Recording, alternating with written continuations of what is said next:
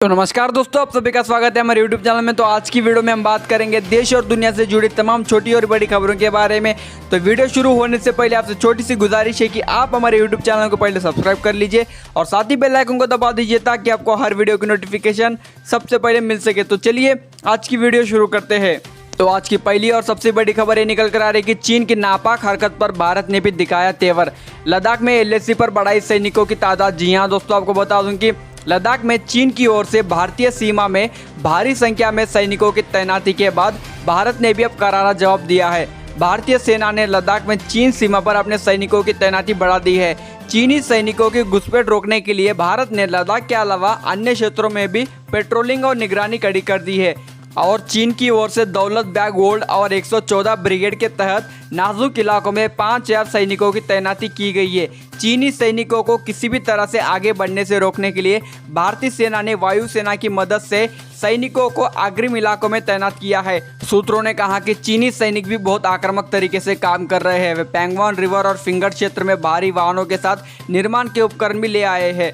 गालवान क्षेत्र में भारत अपनी सीमा की पेट्रोलिंग इलाकों को जोड़ने के लिए सड़क निर्माण कर रहा है। शुक्रवार को चीन ने इस निर्माण को लेकर आपत्ति जताई थी, जिसके बाद चीन ने इस इलाके में 800 से 900 सैनिकों की बटालियन तैनात कर दी है, जिन्होंने वहां रहने के लिए लगभग 90 टेंट लगाए हैं। तो आज की अगली बड़ी खबर है कि कोरोना टेस्टिंग बढ़ाने के लिए सरकार अपनाएगी इंटेलिजेंट टेस्टिंग स्ट्रेटेजी। जी हाँ दोस्तों, आपको बता दूं कि देश में लगातार कोरोना वायरस के मामलों में इजाफा देखने को मिल रहा है। हर रोज कोरोना वायरस के नए मरीज सामने आ रहे हैं।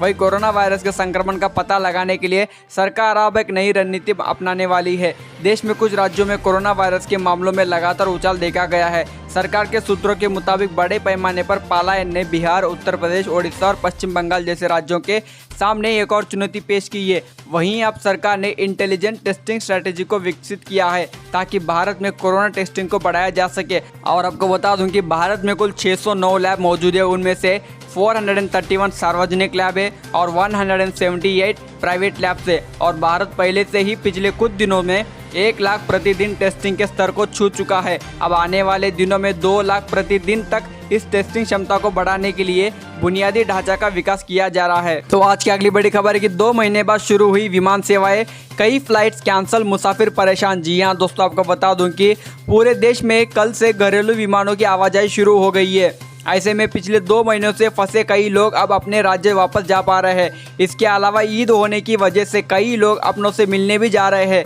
हालांकि कई यात्रियों को एयरपोर्ट पहुंचने के बाद मालूम चल रहा है कि उनकी फ्लाइट्स कैंसिल हो गई है। ऐसे में कई यात्रियों को काफ़ी परेशानी का सामना भी करना पड़ रहा है। कुछ यात्री इतने दिनों के बाद बाहर निकले हैं तो उन्हें विमान में बैठने से पहले सेफ्टी आदि को लेकर डर सता रहा है। हालांकि कई लोग इस बात से भी खुश है कि वो अपने घर जा रहे हैं। सोमवार को दिल्ली विस्तारा फ्लाइट्स पर BJD यानी कि बीजू जनता दल सांसद अनुभव मोहंती भी नजर आए। वो दिल्ली ओडिशा विस्तारा फ्लाइट्स में सवार थे। उन्होंने अपने चेहरे पर एहतियातन फेस शील्ड लगाया था। उन्होंने बताया कि बजट सत्र के बाद से ही वो वहां पर फंस गए थे, लेकिन वो अब अपने गृह राज्य ओडिशा लौट पा रहे हैं। दिल्ली एयरपोर्ट टर्मिनल 3 पर लंबी कतारें दिख रही है। जाहिर है कि दिल्ली से अलग अलग राज्यों के लिए विमान उड़ान भरेगी। यहाँ पर सभी यात्रियों को बोर्डिंग से पहले थर्मामीटर गन से चेक किया जा रहा है। सोमवार सुबह दिल्ली से एक विमान उड़कर पुणे पहुंचा। एक महिला यात्री जो इस विमान से पुणे पहुंची थी, उन्होंने बताया कि फ्लाइट्स में चढ़ने से पहले वो नर्वस थी, लेकिन सभी यात्री एहतियात बरत रहे हैं। अभी बहुत कम लोग ही यात्रा कर पा रहे हैं और राज्यों के कारण रद्द हुई उड़ानें। जी हाँ दोस्तों, आपको बता दूं कि दिल्ली एयरपोर्ट पर 82 उड़ानों को रद्द कर दिया गया है। पहले नागरिक उड्डयन मंत्रालय ने 190 टेक ऑफ और 190 लैंडिंग का अनुमान जताया था, लेकिन अब 118 विमानें लैंडिंग और 125 टेक ऑफ करेंगी। 82 विमानों को रद्द कर दिया गया है। कैंसिलेशन के पीछे राज्यों की ओर से कम विमानों की आवाजाही की इजाज़त की वजह बताई जा रही है। तो आज की अगली बड़ी खबर है कि देश में कोरोना वायरस के मामले लगातार तेजी से बढ़ रहे हैं। जी हाँ दोस्तों, आपको बता दूं कि बीते कुछ दिनों में लगातार नए मामलों का रिकॉर्ड टूट रहा है। कुल मामलों की संख्या 1,38,000 का आंकड़ा पार कर चुकी है, तो वही मौतों का आंकड़ा भी 4,000 को पार कर दिया है। देश में महाराष्ट्र ऐसा राज्य है जहां सबसे अधिक केस पाए गए हैं। महाराष्ट्र में सोमवार तक 50,000 से ज़्यादा केस पाए गए हैं, जबकि कुल मौतों की संख्या 1,635 है। इनमें से सिर्फ मुंबई में ही 30,000 केस और लगभग 1,000 लोगों की मौत हुई है। महाराष्ट्र में बीते दिन 3000 से अधिक मामले सामने आए थे, तो वहीं 50 से अधिक लोगों की जान भी गई है। आप लोगों को बता दूं कि महाराष्ट्र के बाद देश में गुजरात, तमिलनाडु और दिल्ली ऐसे राज्य हैं जहां कोरोना वायरस के केसेस ने रफ्तार पकड़ी है। महाराष्ट्र में कुल 50,231 मरीज पाए गए हैं और 1,635 लोगों की मौत हो चुकी है। वहीं तमिलनाडु में 16,277 केस पाए गए हैं और 111 लोगों की मौत हो चुकी है। गुजरात में 14,056 केस पाए गए हैं और 858 लोगों की मौत हो चुकी है। दिल्ली में 13,418 केस पाए गए हैं और 261 लोगों की मौत हो चुकी है। वहीं राजस्थान में 7,030 केसेस पाए गए हैं और 163 लोगों की जानें जा चुकी हैं। लेकिन इस सबके बीच देश में कोरोना वायरस को मात देकर ठीक होने वालों की संख्या भी लगातार बढ़ रही है, जो कि एक राहत की खबर है। देश में अब तक 40% से अधिक कोरोना पीड़ित ठीक हो चुके हैं। जी हाँ दोस्तों, आपको बता दूं कि स्वास्थ्य मंत्रालय के द्वारा जारी रिपोर्ट के मुताबिक भारत में कुल 1,38,845 केस मौजूद है और एक्टिव केसेस की बात करें तो करीबन 77,103 केस मौजूद है और अब तक करीबन 57,720 लोग ठीक हो चुके हैं और 4,021 लोगों की मौत हो चुकी है। यानी देश में कोरोना वायरस को मात देकर ठीक होने वालों का भी आंकड़ा लगातार बढ़ते जा रहा है और अब ये तेजी से 60,000 के करीब पहुंच गया है। अगर कुल मामलों का औसत निकाले तो देश में 40% से अधिक लोग ठीक हो चुके हैं और देश में ठीक होने वालों की रिकवरी रेट के बारे में बात करें तो देश में 41.28% की रिकवरी रेट मौजूद है। तो आज की अगली बड़ी खबर है कि लॉकडाउन के दौरान राम मंदिर निर्माण के लिए मिला 4 करोड़ 60 लाख रुपए का दान। जी हाँ दोस्तों, आपको बता दूं कि कोरोना वायरस की महामारी से निपटने के लिए लागू लॉकडाउन के दौरान प्रदेश, जिला और ब्लॉक स्तर पर सीमाएं सील कर दी गई है। सभी मंदिर और धार्मिक स्थल अब भी बंद है, लेकिन इस लॉकडाउन के दौरान भी राम मंदिर निर्माण के लिए बने ट्रस्ट पर खूब पैसा बरस रहा है। राम मंदिर निर्माण के लिए केवल लॉकडाउन के दौरान ही 4 करोड़ 60 लाख रुपए का दान मिला है। ये पैसा अलग अलग दानदाताओं ने राम मंदिर निर्माण के लिए खोले गए श्री राम जन्मभूमि तीर्थ क्षेत्र ट्रस्ट के खाते में जमा करवाया है। राम मंदिर के मुख्य पुजारी आचार्य सत्येंद्र दास ने इस संबंध में कहा कि पैसे की कमी के चलते राम मंदिर निर्माण में कोई बाधा उत्पन्न न हो और भव्य दिव्य गगनचुंबी राम मंदिर का निर्माण हो।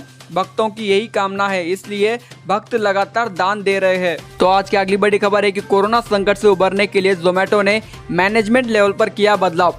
फूड डिलीवरी बिजनेस प्रमुख मोहित गुप्ता बने को फाउंडर। जी हाँ दोस्तों, आपको बता दूं कि online food delivery platform company Zomato ने अपने फूड डिलीवरी बिजनेस का नेतृत्व कर रहे मोहित गुप्ता को प्रमोशन देते हुए कंपनी के को फाउंडर का दर्जा प्रदान किया है। अब मोहित गुप्ता समेत जोमेटो के कुल 4 को फाउंडर होंगे। इनमें chief executive officer Deepinder Goyal, COO Gaurav Gupta, Gunjan Patidar और अब मोहित गुप्ता भी शामिल हो गए हैं। इसकी जानकारी खुद दीपेंद्र गोयल ने अपने कर्मचारियों को ईमेल के जरिए दी है। आपको बता दूं कि मोहित गुप्ता को फाउंडर का रोल काफ़ी कम समय में मिला है। वही 2018 में कंपनी में शामिल हुए थे, जिससे पहले वो मेक माई ट्रिप में बतौर सीओओ अपनी भूमिका निभा रहे थे। तो आज की अगली बड़ी खबर है कि कोरोना वायरस महामारी और उसकी रोकथाम के लिए यातायात पर लागू पाबंदियों के बाद भी चालू मार्केटिंग साल में अब तक हुई गेहूं की सरकारी खरीद पिछले साल के स्तर को पार कर चुकी है। चालू मार्केटिंग साल 2020-21 में अब तक सरकारी एजेंसियों ने कुल 3.415 करोड़ टन की खरीदारी कर ली है। पिछले साल कुल 4.413 करोड़ टन गेहूं की सरकारी खरीदारी हुई थी। सरकार ने 2020-21 में 4.7 करोड़ टन गेहूं खरीदने का लक्ष्य रखा था। गेहूं का मार्केटिंग साल अप्रैल से मार्च तक चलता है, लेकिन अधिकतर खरीदारी पहले 3 महीने अप्रैल जून में ही हो जाती है। भारतीय खाद्य निगम यानी कि फूड कॉरपोरेशन ऑफ इंडिया और अन्य सरकारी एजेंसियों न्यूनतम समर्थन मूल्य पर गेहूं खरीदने का फैसला करती है। तो आज की अगली बड़ी खबर है कि भारत से बिना सही जांच के आ रहे लोग कोरोना वायरस फैला रहे हैं, ऐसा नेपाल के प्रधानमंत्री का कहना है। जी हां दोस्तों, आपको बता दूं कि नेपाल के प्रधानमंत्री केपी शर्मा ओली ने सोमवार को कहा कि जो भारत की तरफ से बिना सही जांच के नेपाल आ रहे हैं वो लोग नेपाल में कोरोना वायरस फैला रहे हैं। और शर्मा ने आगे कहा कि दक्षिण एशिया देशों की तुलना में नेपाल में कोरोना वायरस से होने वाली मौतों की संख्या सबसे कम है। तो आज की अगली बड़ी खबर है कि कोरोना वायरस के बढ़ते मामलों के बीच दिल्ली गाजियाबाद बॉर्डर दोबारा सील। जी हां दोस्तों, आपको बता दूं कि गाजियाबाद प्रशासन ने बताया कि कोरोना वायरस संक्रमण के बढ़ते मामलों के बीच दिल्ली गाजियाबाद बॉर्डर दोबारा सील कर दिया गया है।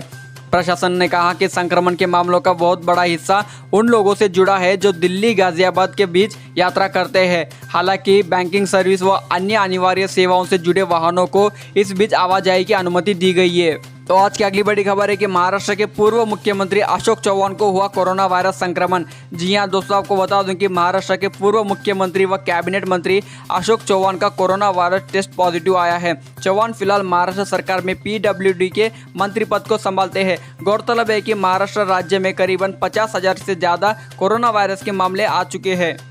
तो आज की अगली बड़ी खबर है कि कोरोना वायरस महामारी के बीच जापान ने खत्म किया इमरजेंसी लॉकडाउन। जी हां दोस्तों, आपको बता दूं कि जापान के प्रधानमंत्री शिंजो आबे ने कोरोना वायरस महामारी के बीच आपातकालीन लॉकडाउन खत्म कर दिया है।